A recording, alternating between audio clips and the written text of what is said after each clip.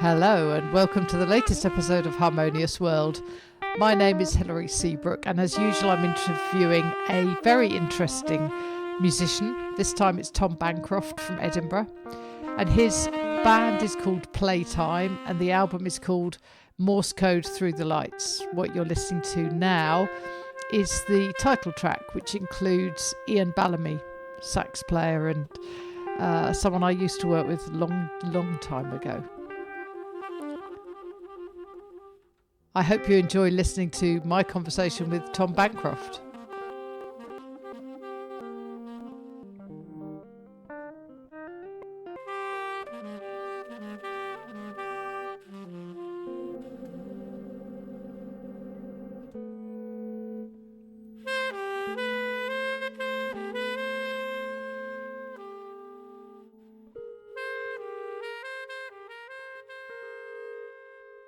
Well, welcome to Harmonious World. It's a real pleasure to talk to you, Tom.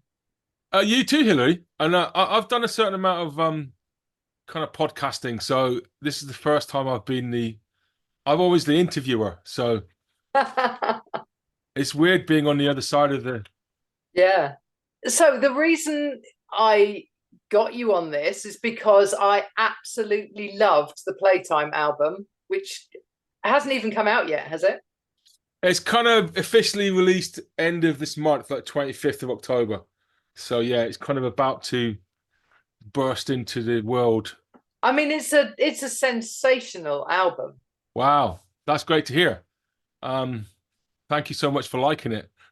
Well, I liked it so much that I did the very rare thing of receiving it and reviewing it within 48 hours. Wow.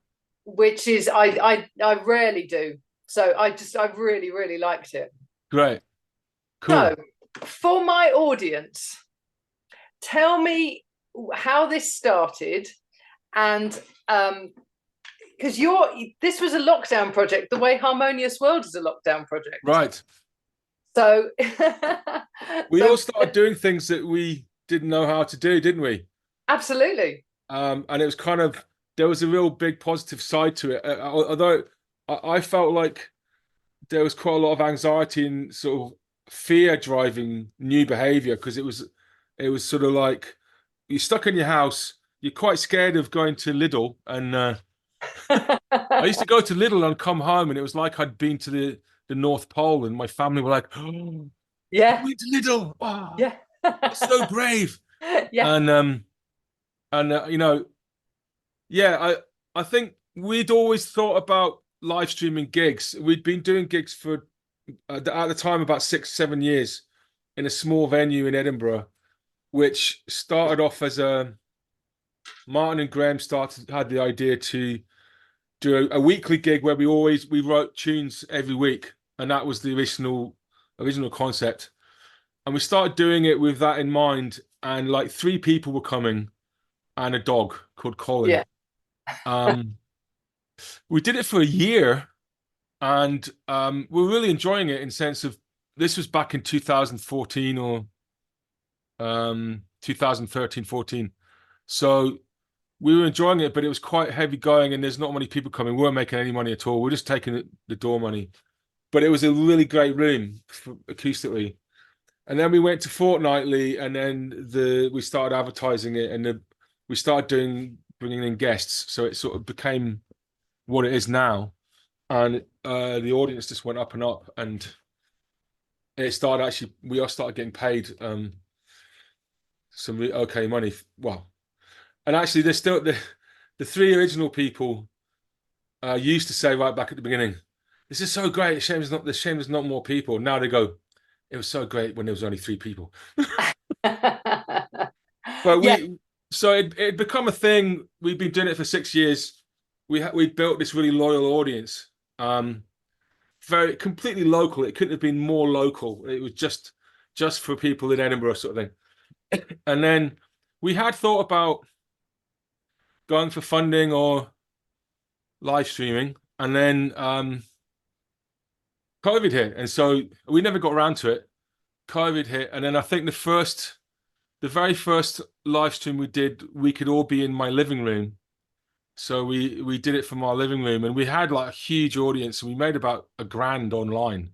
Well, Wow. it was when I say about 800 quid online, and we had about 80 people watching, and it was sort of like, wow, this is kind of cool. And the actual technical side of it was absolutely terrifying because we couldn't work out how to get onto Facebook, the live stream, until about 4 minutes before it was meant to start, and that whole technical learning side of it was extremely stressful. But and then we went into full lockdown, and we couldn't do it from someone's house anymore. We couldn't have an audience. We couldn't be in the same room. So, and I had, and you had nothing to do. You were stuck in your house, and so we decided to try doing things.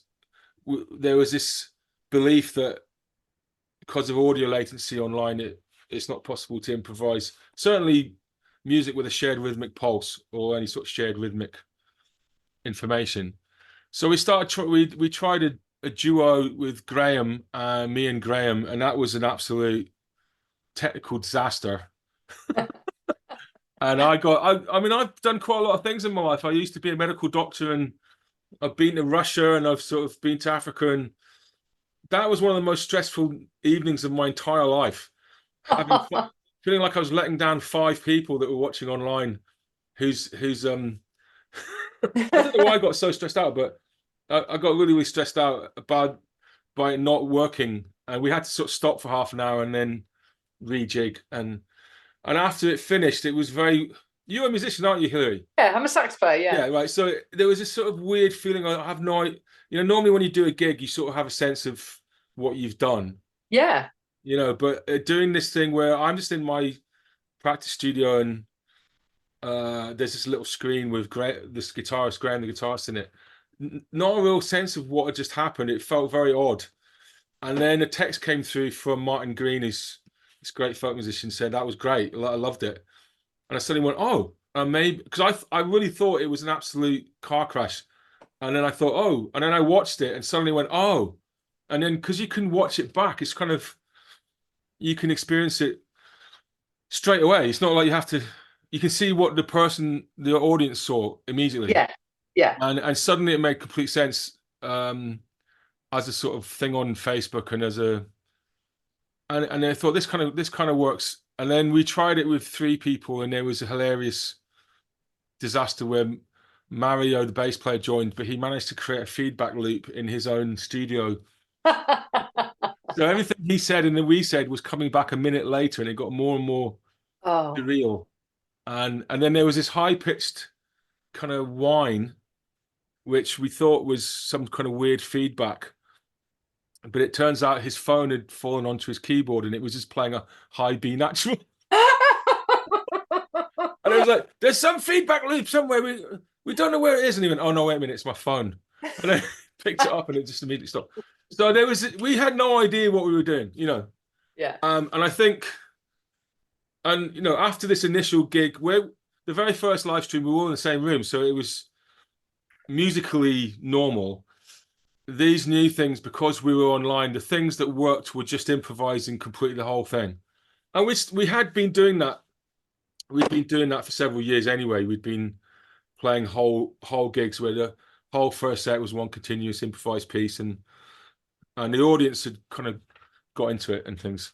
So that kind of worked. And then we suddenly started to realize that if somebody started playing a riff and other people would join it, somehow it was working. And right. we were playing together, and we couldn't. We thought that wasn't possible, but it was. And it felt like being in a room improvising. Wow. And I think that fairly early on we stopped using Zoom for the sound, because I think Zoom's better now. But at the time there was a lot of it was muting people, and so we started using this website called Clean Feed that had really good quality audio. So the audio was through Clean Feed, but the video was through Zoom. And then basically everybody would send in to me, and I would be the last person in the chain. So I was improvising with what I was getting, and the audience were hearing what I was hearing and what I was playing. Right. So it didn't really matter. I guess it didn't really matter what happened on the way to me. I was just hearing what I heard, and it was everybody's signal mixing together. I play with it, and the audience is like they're in the room with me. So, Yeah. and somehow that kind of started to work, and we started to feel like we were genuinely playing together, and then we started asking people to join us. We were having about 6 people watching, but the people that watched it absolutely loved it. And the other thing that happened was that they would do these comments on the chat. You know, it's like when I presume you do free improv some of the time. I don't know. I don't know Yeah. exactly. Yeah. You know Yeah. that thing when you're doing free improv and there's 6 people there, you don't know what they're thinking. Whereas in this situation, you can. There was one point I was doing this thing. I thought this is really cool. I looked over at the screen and these 2 guys are going, "Does this sound like the Clangers to you?" And the other guy's going, "Yes, that's it. It's the Clangers." So you're kind of seeing this real time readout of your audience's thoughts, which was kind of cool. And then the we tried. I think I'd worked with Byron Wallen before, so I asked, and then we suddenly realized that pretty much every jazz musician in the world was sitting in their house Yeah. with nothing to do. So we phoned up Byron and asked him to take part, and he did, and it was cool. And then after, and we were still just recording through Clean Feed, but it was going into Facebook, and basically afterwards all you'd have left was the Facebook video of what happened. So it wasn't CD quality in any way, sort of.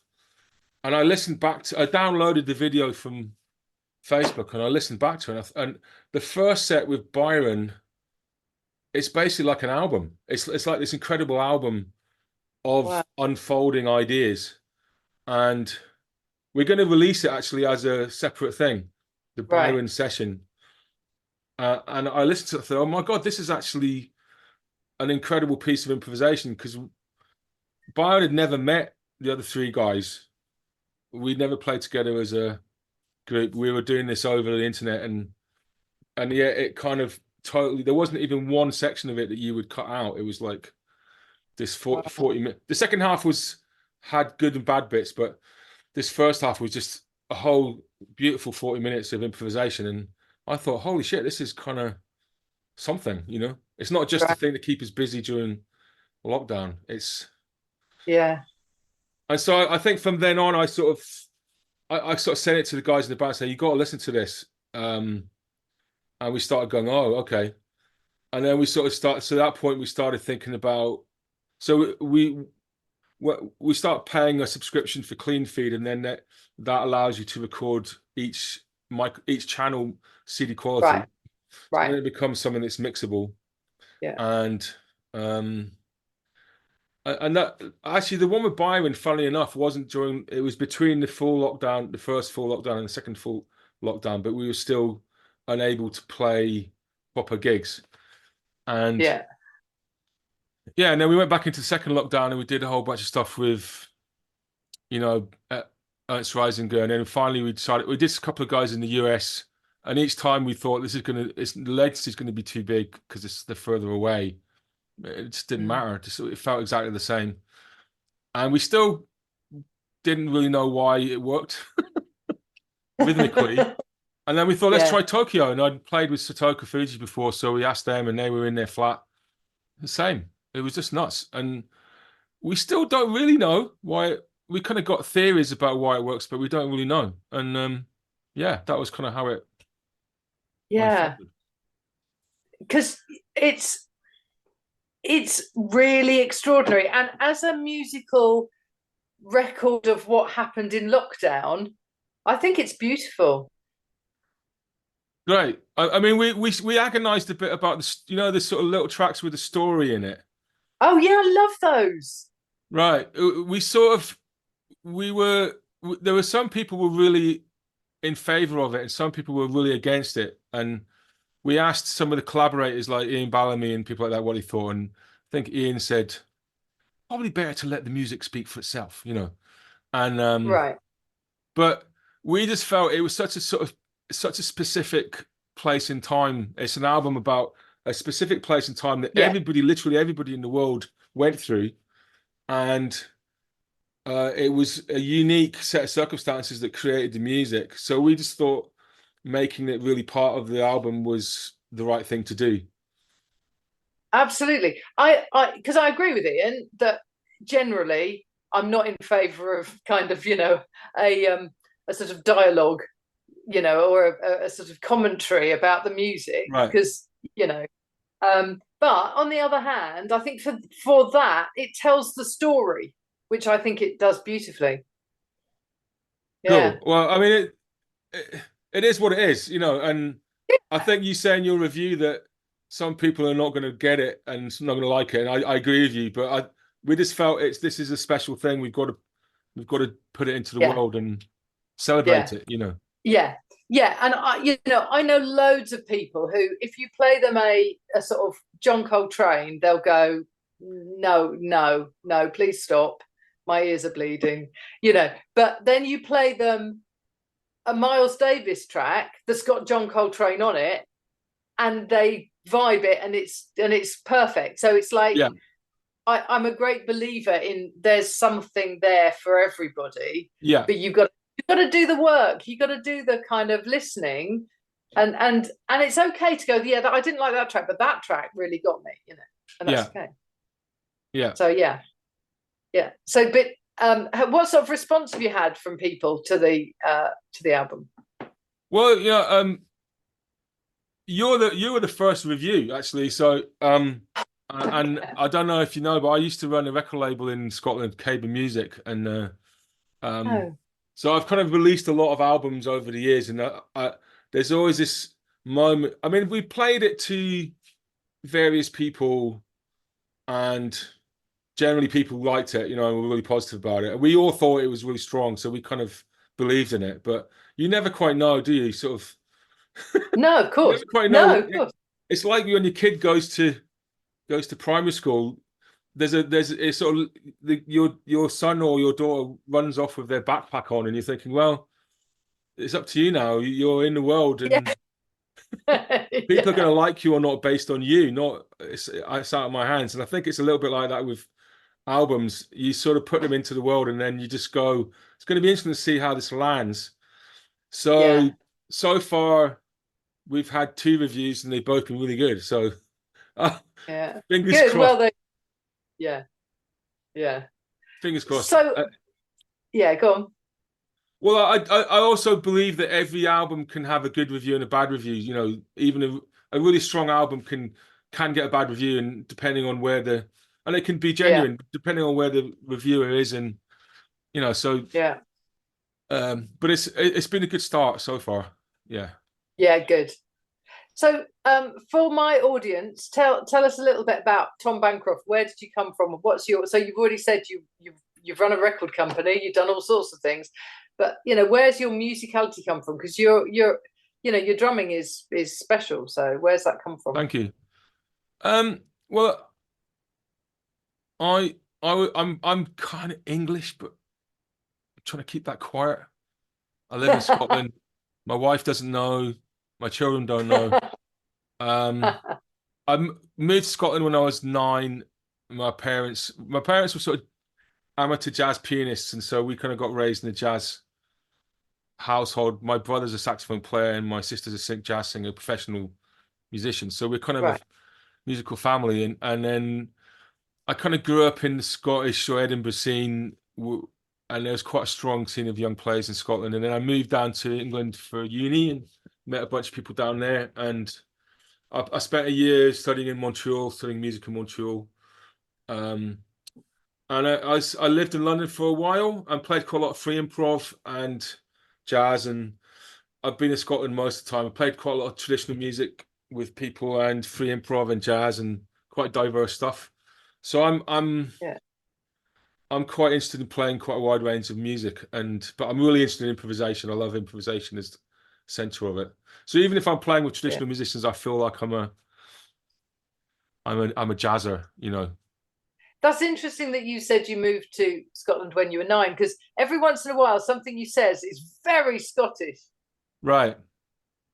It's so When I speak to English people, they tend to think I'm a bit Scottish, whereas Scottish people think I'm English, yeah, and I'm sort of in between, and I'm kind of used to that. It yeah. doesn't bother me too much. Well, I mean, I think that's one of the nice things about jazz, and jazz especially, but music in general, is that it doesn't matter where you come from, whoever you are, you know. Yeah, Yeah, and I think Scotland's got great. One of the real strengths of the Scottish scene is it's very open to people coming in. There's always been so like Mario in our group is from Brazil. He's been here for 25 years, and he's totally part of the furniture. And there's no sense of I do joke about him being foreign and stuff like that in the gigs, but yeah. it's just a joke. There's no sense of him being an outsider at all, you know. No. And I think that culturally, that's one of the things. I think Scotland's quite like that. In general, it sort of welcomes people bringing new perspectives in, and um, yeah. Yeah, yeah, that's good. So, what's next? What have you got coming up? I'm doing a PhD at the moment, Hillary. So, Oh wow, goodness me, uh, get you. so I'm kind of, which is quite interesting, and about improvisation and creativity and education. Playtime, Wow. we've just part of the album was released as part of a funding. We for the first time we asked for some funding and we got a year's funding, and we released the album was quite a big part of that. It meant we were able to sort of pay the collaborators properly and mix it properly and just release it properly.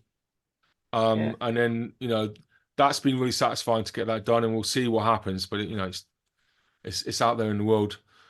We also yeah. recorded the studio album, which we haven't mixed yet, of compositions that we've done. So that's going to be coming out at some point next year.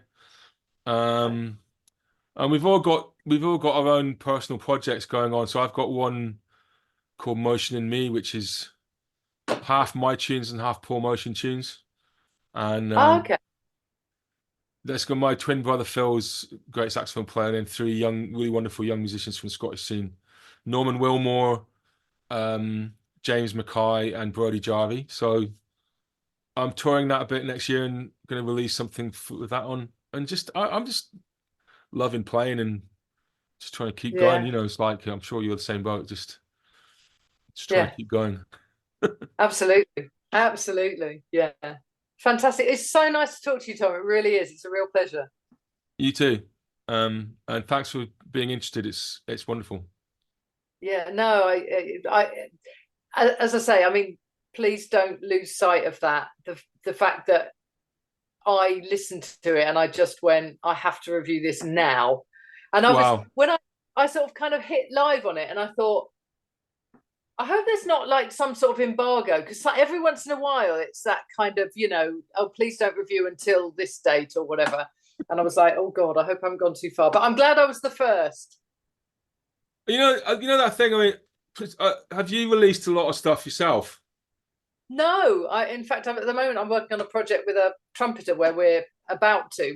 Right. We're recording at the moment, but yeah, no, Well, I've had a few bits. I've done sessions, but well, I think releasing music is an interesting thing, and it's not quite the same as it used to be because it's so much more about the tracks now for a lot of people, and it's yeah, they engage with individual tracks. But I think for bands, when I ran the record label, there was something transformative about releasing an album where you really sort of make a piece of work and you really make it as good as you can, and you put it into the world, and then people that don't know you give you their reactions, and especially if it's a positive reaction, but actually also if it's mixed or negative, you get these honest reactions from yeah, people, and yeah, I think it's a really kind of interesting part of growing as a musician. It makes you grow, um, and so that the other thing is because you've listened to it so many times and mixed it and all the rest of it, you just don't have any way of knowing what it's like the first time somebody hears it. You know that thing Right. when you listen to a piece of music for the first time, Yeah. there's something Absolutely. unique about that, the way it hits your brain. And Yeah. we never got the chance to do that because we were listening to unmixed things and we were there at the time or whatever. But a big part of this job was we had 14 hours of or plus music from multiple sessions with multiple guests, and they were all continuous pieces of 40 minutes. So taking out sections was quite a creative act in itself, and was quite a big job. And actually, some of the Ian Bellamy session, I couldn't find stuff that I thought really worked for quite a long time, and then I suddenly found, and I'd taken out the track that's now called Morse Code Through Lights, which is just this incredibly beautiful interaction between Ian and Graham, the guitarist, and then Mario and I are sort of just painting these dark pools of beneath, just very in the background. But it's this relationship between Ian and Graham as these two beautiful improvisers. The initial excerpt I made had a little bit at the beginning of it, which I just didn't like. And so for ages I was listening to it going, yeah, no. And then I said, wait a minute, take off that 10 seconds.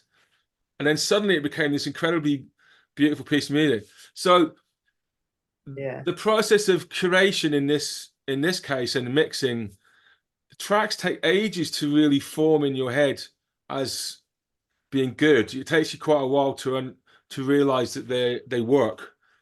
And then when you just don't know what it's going to be like for somebody else to listen to it, whether they get that straight away. Obviously, you're hoping that they will, because it's mixed and it's kind of presented as ideally as you possible. The other one that's really, really interesting is Syncopatico with Dennis Baptiste, and that's the one where the timing of it is just beautifully insane. It's sort of, I don't think you could actually play that in the same room.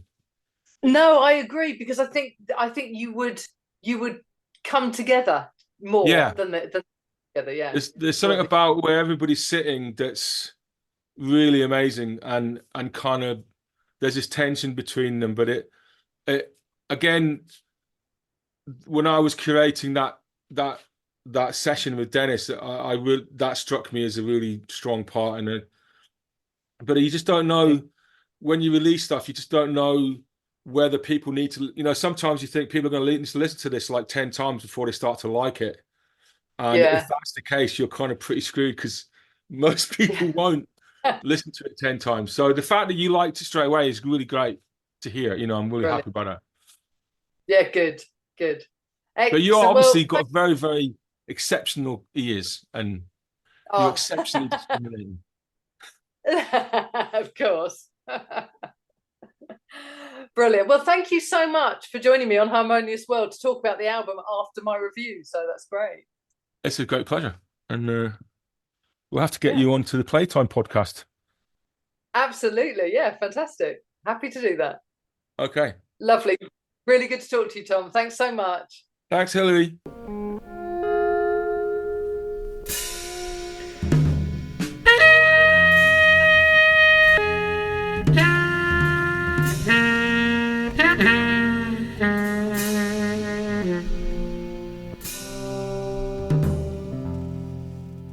I hope you enjoyed listening to my conversation with drummer Tom Bancroft, and Playtime is a fascinating project. What you're listening to now is We Live on a Flat Earth, which is Playtime with Laura Jerd, who's a fantastic trumpeter. Today is a very sad day because I've just heard the news that Quincy Jones died overnight. He was a huge influence, and his quotation is what inspired this podcast to be called Harmonious World. So rest in peace, Quincy Jones, and thank you all for listening to this podcast.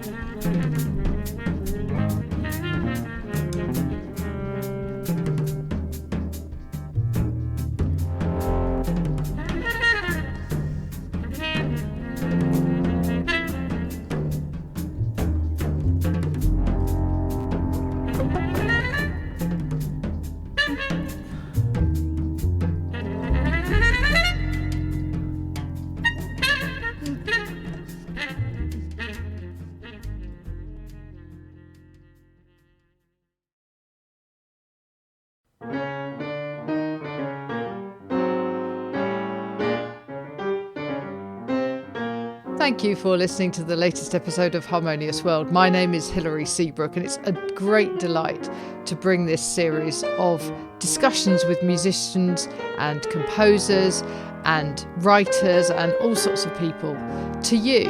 Obviously, there's no point in having a podcast if people aren't listening, and I'm very grateful to my listeners for doing so. Thanks also to Joe English for composing and performing this new theme tune. So wherever you get your podcast, you can leave a review. You can share this with your friends and family, either as a link or on social media and that sort of thing. I'd be really grateful for that. Don't forget that you can subscribe now. There's a link wherever you get your podcasts. So have a great week, and please remember why I started this, which is just to try and make the world a little more harmonious. Thanks for listening to Harmonious World.